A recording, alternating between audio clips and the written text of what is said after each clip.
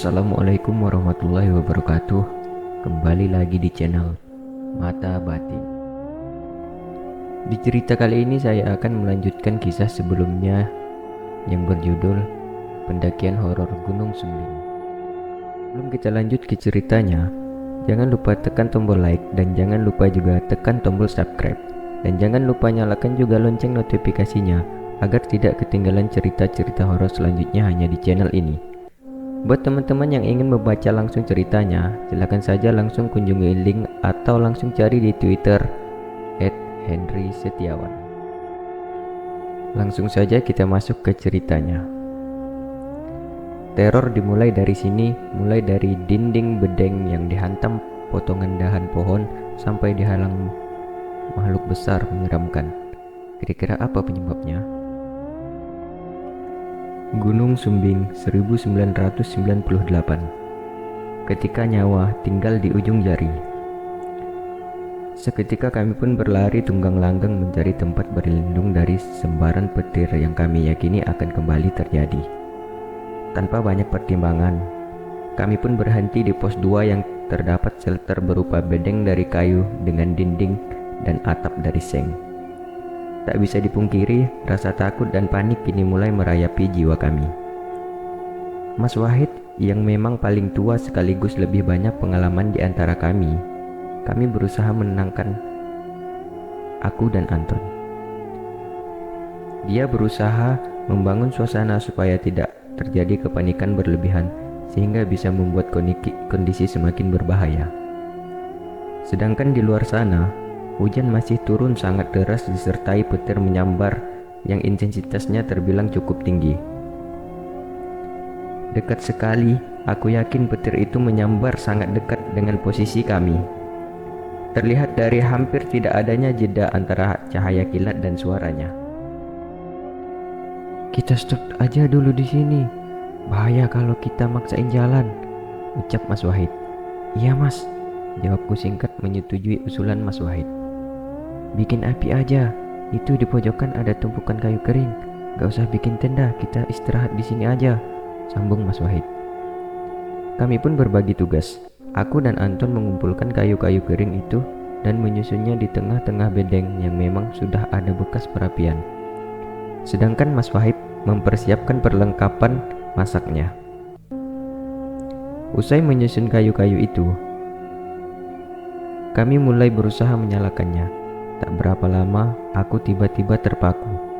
Seluruh tubuhku terasa beku tak dapat kugerakkan. Rasa takut yang teramat kuat merayapiku. Mataku kini seolah kaku, memandang sesuatu yang berada di depanku. Tepat di depan bedeng, di bawah sebuah pohon besar, aku melihat sepasang mata berwarna merah bersinar tajam menatap kami bertiga, menembus pekatnya malam yang lebih tersamarkan oleh air hujan. Aku tak bisa melihat bagian tubuh lainnya dari sosok itu. Hanya sepasang mata bersinar seperti dua buah lampu LED mini yang diletakkan bersebelahan. Beberapa waktu aku benar-benar tak bisa menggerakkan badanku. Seluruh badanku merinding hebat. Mulutku tercekat, tak mampu berkata apapun. Ingin kuteriak sekedar meminta pertolongan kawan-kawanku yang ada di sini, tapi hanya kebisuan yang bisa keluar dari mulutku. Hingga pada akhirnya Anton yang menyadarkanku dengan tepukannya di pundakku. "Kenapa Hen?" ucap Anton. Itu ada. Stop.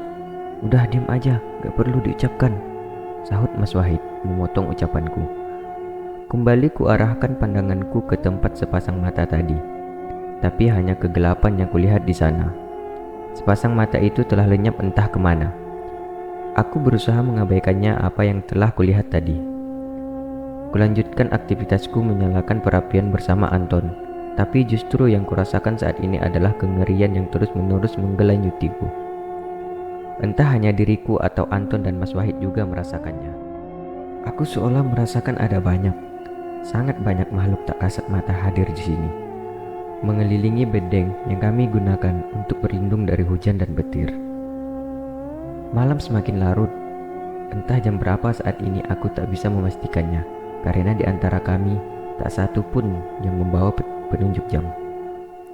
Tak ada pendaki lain yang datang ke sini ataupun sekedar melintas. Mungkin di bawah sana cuacanya tak jauh beda, sehingga beberapa pendaki lain mengurungkan niatnya untuk mendaki malam ini. Suasana mencekam semakin kental menyelimuti tempat ini.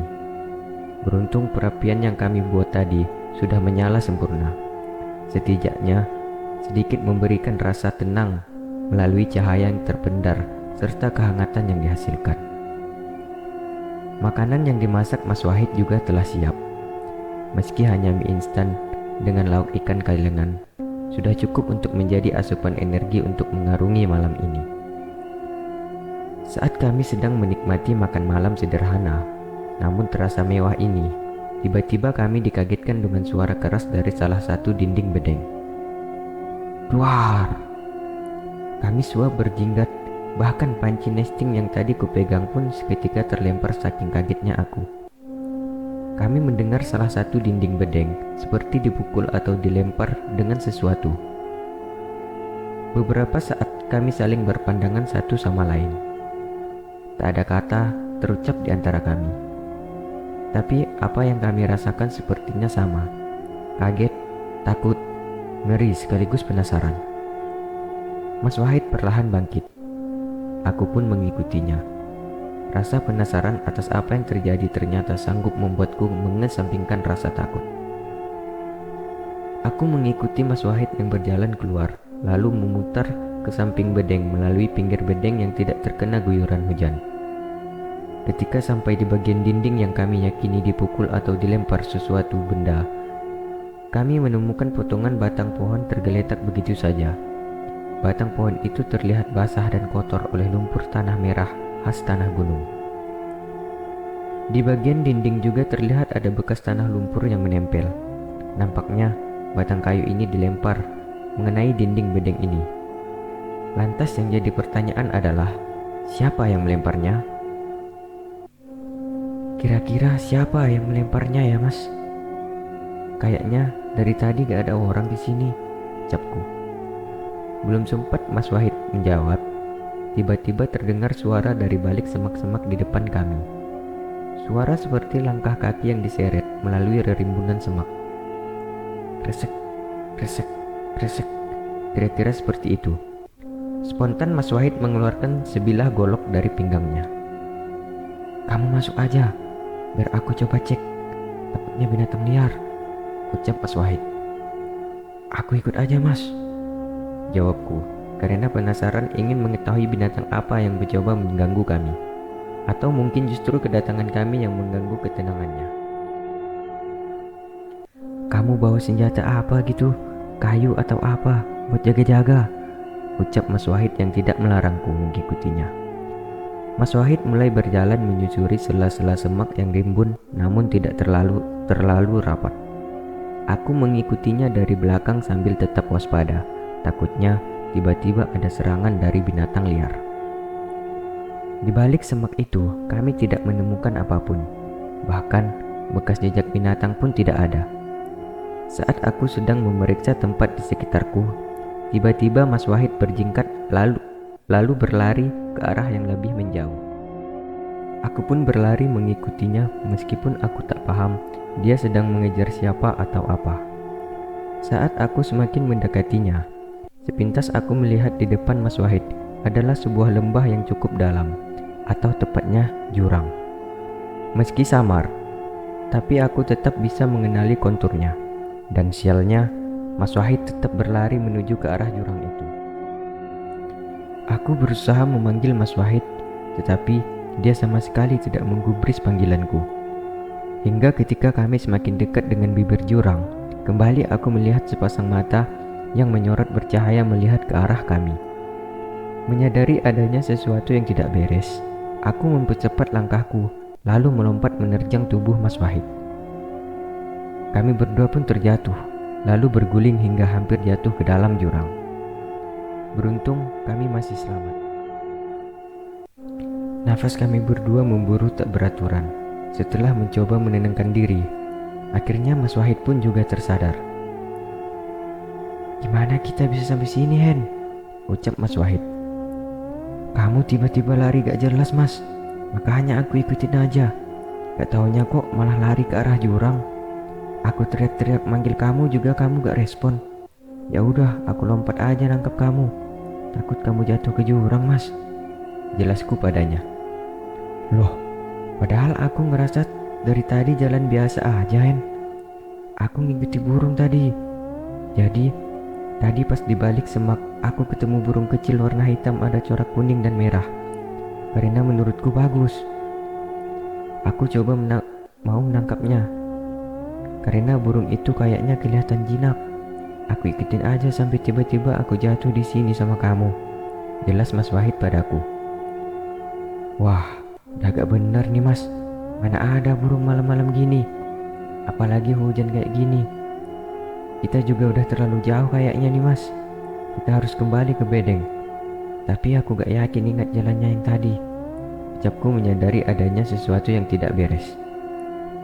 Beberapa saat Mas Wahid mengamati area sekitar. Mungkin dia sedang berusaha mengenali tempat ini. Karena dia sudah beberapa kali mendaki Gunung Sumbing. Jadi mungkin sedikit banyaknya sudah mengenali area gunung ini. Aku gak yakin hafal, tapi sedikit aku mengenali tempat ini, Hen. Ayo balik aja ke bedeng. Ikuti aku, ucap Mas Wahid lalu mulai beranjak. Aku pun mengikutinya. Belum jauh kami berjalan. Tiba-tiba aku melihat suatu sosok makhluk berukuran sangat besar. Mungkin tingginya sekitar 4-5 meter. Sosok itu terlihat samar, seperti gumpalan asap hitam menggumpal membentuk siluet badan, dan matanya terlihat berwarna merah bercahaya. Sontak aku menghentikan langkahku, lalu memegang pundak Mas Wahid untuk menghentikan langkahnya, karena sosok itu berdiri tepat menghadang di depan kami. Oke teman-teman, sampai di sini dulu ceritanya. Nantikan kelanjutan kisah ini di video berikutnya. Biar tidak ketinggalan, klik tombol lonceng notifikasinya dan subscribe channel ini agar tidak ketinggalan cerita-cerita berikutnya. Assalamualaikum warahmatullahi wabarakatuh.